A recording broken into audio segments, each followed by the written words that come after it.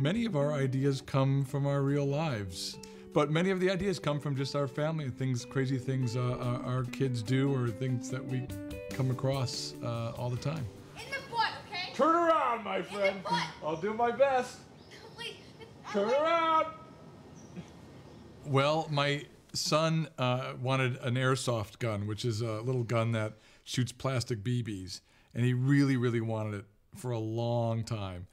So we finally relented, but there was one rule. No. The agreement was that if he shoots someone, you shoot him. That was my way of deterring him from shooting anybody or killing any birds or anything. I thought that was good parenting. I'm not so sure anymore. And so I was with my cousin outside after pool, and my cousin, hey, Griffin, I dare you to shoot me. I'm like, okay. And he sits down, and I shoot him like 5 times in the back. And then my dad comes out and says, get dressed. One more time. He's got too many layers of clothes. Oh. Again. Come on. Yeah, and just like in the pilot, we shot him. But I told him how to dress. I said, put a lot of clothes on. This is going to hurt, like, bad. Now my turn to you. No, wait, I didn't do anything. Did that You hurt? told me like 3 times. Did that hurt? A little. A little on top? A little bit on top. I don't want you ever to do that again.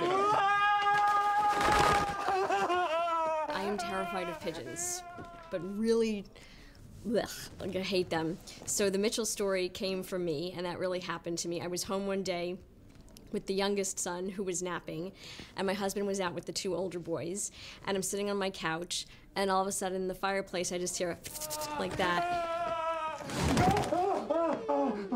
And I go running up the stairs, and then realize that if my son wakes up from his nap, he's going to need something to eat. So I go running down the stairs, get the food, run back up, and hole myself up in the bedroom next to my son's and call my husband, who was in a movie. But I did not do what Mitch did. I don't think I would be able to do that if I really had to. I think I would sooner climb out the window and go to a restaurant and get him food there, because I can't. Ugh. I think my family likes being the inspiration. I know that my sister was pretty excited about the figure skating story being told in an episode, On Guard, which is actually written by Danny Zucker, in that Mitch and Claire have a past where they were a figure skating team, and as embarrassing as it is, I too have a past where I was a part of a figure skating team with my sister.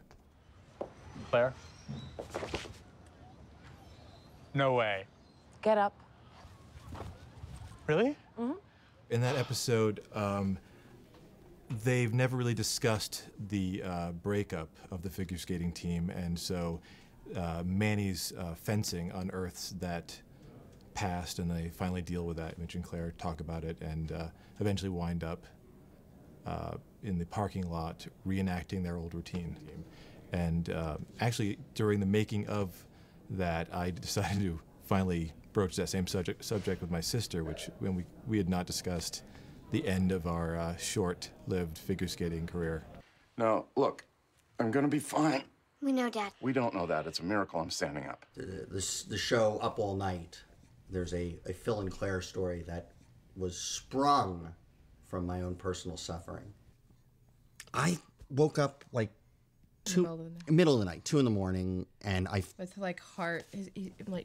He told me that his heart was beating really fast, and I said, "Are you okay?" He's like, "I think you really have to call 911." And so these firemen came in, and they were all and one after another. It's like 6 different people in my bedroom, and each one is better looking than the next. Anyway, we fast forward 2 years, and this is where the story picks up for Phil and Claire. Oh, honey. I'm fine. No, I'm fine. I'm just, okay, that's cancer. But I'm on the ground in my underwear.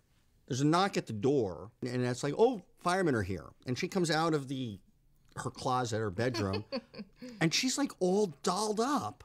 And she's like wearing like a sundress. She claims it wasn't a sundress. It's not a sundress. What was it then? It was something low cut. It was very, but she looked like a supermodel. And coming to the door, she had makeup on. And I'm like, you got dressed up for the firemen. I'm out here convulsing in agony, and you're looking for cute tops to wear? I just threw on the first thing I could find. Well, we got a minute if you want to try on some tighter jeans. Oh, There's no like opposite thing that can happen. Like she can't get sick and be rescued by, you know, the swimsuit illustrated models. They're not going to come into the room and I'm going to get dressed up for them. They don't generally come when you call. What is that? That looks like a cigarette burn. Was one of you smoking a cigarette? No. Which one of you was smoking? It's not me. I have a respiratory Obviously, it wasn't you. Now I've got a family of liars and smokers. When I was a kid, my parents found a gouge in our family room wall and herded all of us kids together on the couch in the family room, actually not unlike this room and not unlike this couch, and demanded to know where did this hole in the wall come from, and none of us confessed. And in a sort of fit of bluffing, my father said, then we're not having Christmas until someone confesses. And we all sat there stunned, no one confessing. And sure enough, the tree started to come down and the decorations came down and there was no sign of Christmas in our house for days. And then on Christmas Eve, he finally gave in and said, all right, we can put Christmas back up. And we raced like crazy to put everything back up. And we did have our Christmas. About a month later, we found out that the gouge in the wall had been made by movers who had come in and were moving a piece of furniture. So it hadn't been our fault. In the episode, Phil, has the same bluff because they find the burn in the couch, and it turns out to be none of the kids' fault, and Phil gives them a trip to Italy. My father did not give me a trip to Italy. Dad. Mitchell, how do these look to you? Like they're dying. I gave my wife flowers and had them delivered, and she decided they didn't look quite fresh enough. She was decided she was disappointed in that. I got all medieval on the florist. Cam, I heard you on the phone. You said you were displeased, but that's hardly going medieval. Excuse me, I said very displeased, and I used my cowboy voice, so. Well, she started thinking about it and looking at the flowers, and she decided, well, maybe they don't look as bad as they're supposed to look. I sort of made it sound like they looked really bad, and she was worried that they would come and say these aren't so bad. So she was trying to find a way to age or make the flowers look worse, and she decided to put them in our microwave. Hello. I don't know what happened. They just somehow lost their vigor. They were like this when we came home. Cam. Oh my God! Oh my God! Oh my God! And that's how they ended up having the flowers catch on fire in the episode 15%. Look at that, two things flaming at once. Let's do this. Okay. Wow. You okay, Dad? Yeah, I am. Yep. Gonna take a little more than getting trapped in this small, dark space with a wild animal to rattle your old man. All right. So I'm Paul Corrigan, and this is my house. And about 3 years ago, I moved in here. And after the cable guy installed the cable, he came out from the crawl space. And he said, is that your hobby, collecting those things down there? For some reason, I didn't ask him what they were, and I have no idea what they are. So Dan O'Shannon is going to come over and help us look for them. Hey, I'm Dan O'Shannon. This is what I wear on Saturdays. Okay, what do we got? Well, here's the crawl space. This is where the cable guy came out and told me there's something down there, and good luck. I'm going in. What? Buddy? I want my truck. Really? It was the Christmas gift. Could you go get it? Yeah, sure. Just go.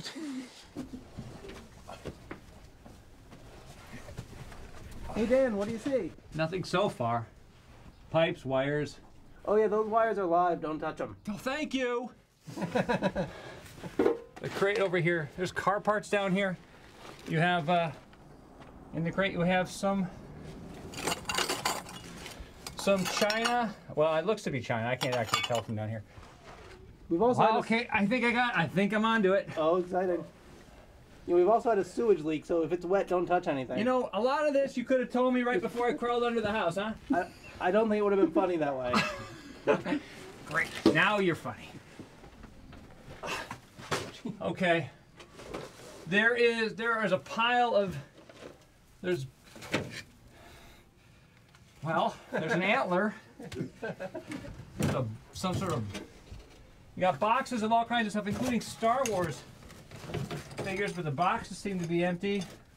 A lot of Star Wars figures boxes. So apparently that guy thinks you collect boxes that used to have Star Wars figures in them. Well, you know, I'm a big fan of boxes. So I think that's it. I don't think there's any actual Star Wars stuff, just boxes. So I guess he's asking you if you collect Star Wars stuff because of the evidence and all the trash down here. Yeah, oh, here's the antler. Oh, the antler. Here's your antler. We have a lot of animals in Santa Monica that have antlers. Okay. Yeah, well, this is clearly going over the mantle. Be damned what my wife says, and I'm gonna treasure it, quite frankly. Oh. Yeah, well, I'll survive. You know, you gotta make sure you wash that up before you give it back to Ty.